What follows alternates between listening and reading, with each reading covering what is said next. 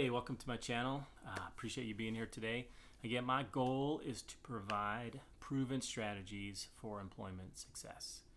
And today's video is going to be about a question that you're going to get asked at almost any level of interview, whether it be for a job at McDonald's up to a management position. They're going to ask this type of question, whether it be worded the way I have it as, tell me about yourself. It may be tell me about your experiences. Kind of walk us through your resume. All those are very similar and ask basically the same thing. So we're going to talk about what are they really asking when they ask this question. What should you say? What should you not say? And I'm going to give you at the end, I'm going to give you a little format that'll help you prepare to answer this question in your next interview. If you like this video, hit the like button, the subscribe button, and the notification bell, and also share it with someone else who may need this information. All right, let's get to it.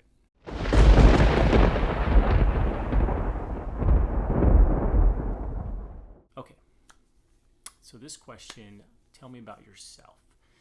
If you get it right, it can really set up the rest of your interview and help it to go really well and hopefully put you in a position where you're considered one of the best candidates when they're done. And again, likewise, if you do poorly at this question, it can really hurt your chances from the very beginning. Because this is like a job speed dating question. You have really 2 to 3 minutes, maybe a little bit more, to connect. Number one, connect with who's interviewing you or a panel, and then to kind of share a little bit briefly about what you have done in the past, what you're currently doing, and then how you're going to fit in that organization. What you really want to get out of this question is a connection. Because if you can make a connection with whoever's interviewing you or the panel, and they can see you as a fit in that role, in that job you're applying for, then they're going to be more engaged throughout the rest of the interview as you answer questions. They're going to be thinking all along, okay, how did they answer this one? Okay, I see how they could fit. I see how they could work with these people. I see how they're going to be able to help us accomplish our goals in that area. So this is really an important question to do well in. And at the end, I'm going to tell you a little bit about what happens if you maybe don't do so well when you answer this question. Okay, a few things before we kind of get into kind of what they're looking for in your answer. Number one, you need to prepare for this question. You know it's going to happen in most interviews. Other questions you may not be able to plan for because you don't know what they're going to ask for sure. This one, they're going to ask something about you, your background, your resume, something along those lines. And this is your opportunity to kind of really prep for that. You want to really look at the organization, look specifically at the job description, and be able to relate things that you have done in the past or currently doing or are preparing for in the future that will connect specifically with this job. And you want to be able to relate what you're doing to that. The other thing is you want to keep it short. This should not be a 10-minute monologue about yourself. This is really 2 to 3 minutes. The longer you go on, the more people tend to either lose interest or they're starting to think about there's a clock in their head saying, I have 8, 10, 12 more questions to go. We're on question number 1, and we've already spent 5, 8 minutes on this, and we're going to run out of time.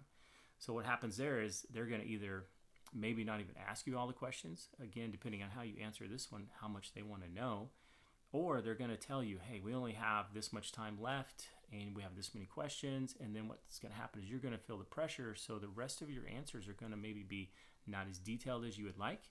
You may be rushing, so you're going to forget things that you would normally answer in those questions.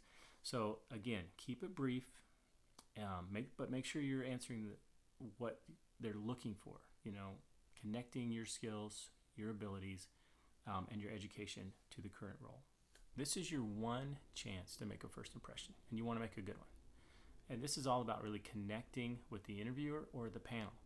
So it's about making eye contact, smiling, looking around the room if there's more than one person that's interviewing you. If there's a panel, make sure you're trying to make eye contact and connect with each one of them as you're going through your answer. Be personable, be passionate about the things that you care about so they can see that. They can see that this person is really enthusiastic about the work they do, and they're going to bring that to this job that they're applying for. Again, it's about them seeing you as a fit in that role. So the quicker you can help them say, I think this person could be a good fit. I see how they could get along with other people they're working with. You also want to be paying attention to the room. Do they seem engaged while you're answering this question, or do they seem like they're looking somewhere else, not really paying attention, because that means they've lost interest. So again, that's the time frame again. Keep it short, keep it to the point, so that they don't lose interest and start thinking about, let's just get to the next candidate. Okay, a couple of things. You want to keep it professional, which means focus on your skills, abilities, and education. Again, not on your family, not on everything from high school to now. Again, only jobs that really relate to the position, not your hobbies, not what you do on the weekends, not where you go on vacation. Keep it specific to what is required for this position. Be positive. Be positive about your past experiences, your current experience, and what you see yourself being able to do in the future. You definitely at this time do not want to bash your current employer. You don't want to bash people that you work with. You don't want to talk bad about the organization you're in, because what's going to happen is if you're doing that now, the people in the room are going to say, well, if things don't go well here, that's the first thing they're going to do is, throw us under the bus, talk bad about us, and that's not the kind of person we probably want in our organization. So even if you had a bad experience, don't talk about it that way. Try to find the positives that you've had in your current position or past positions and speak to them in that manner. And the last thing is practice. Again, this is a question you know is probably going to happen. So practice. Practice how you're going to answer it. Practice what you're going to say. But don't memorize it. You want it to be authentic. So you want to be able to talk a little bit off the cuff in a sense, because you know who you are. You know what you've done. You know your experiences. You know your accomplishments. So you should be able to speak to those very easily. But you want to practice and be prepared on how to do that. What's the order of things you want to say? What's the things you want to make sure you don't forget and you want to include? What are things you don't really need to include so you don't just get rambling on? So practice and prepare for this question.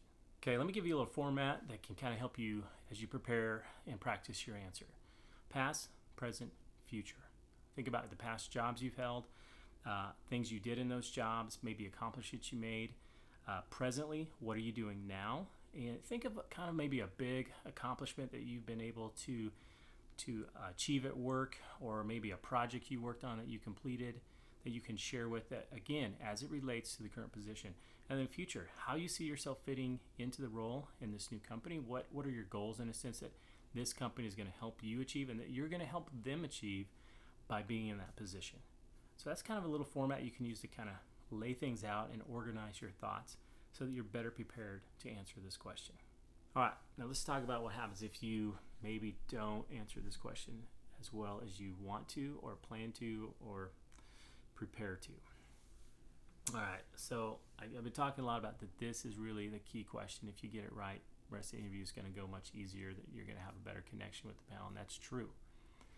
But I've seen people who have not answered this question well, and were still able to recover during the interview. And what that means is you're probably going to have to work a little harder to recover, but it's possible. So that means every question after, you need, again, to try to make a connection, number one, with the interviewer or the panel. Make sure you're making eye contact. Make sure you're showing passion and excitement for what you're doing or what they're asking about. Because again, if you didn't make that connection early on, you're going to have to work harder to make the connection as you go through the interview. You want to make sure you're being detailed. Answer the question. Sometimes what happens is people don't even answer the question that's being asked.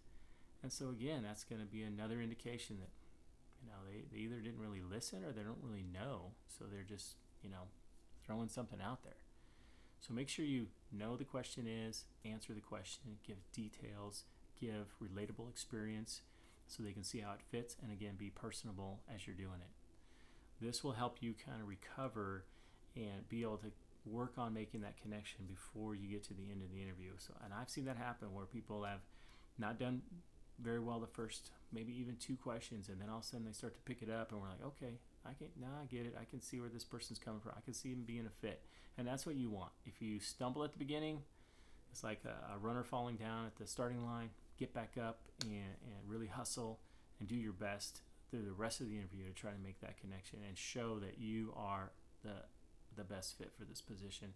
And that's just going to help you by the time you get to the end.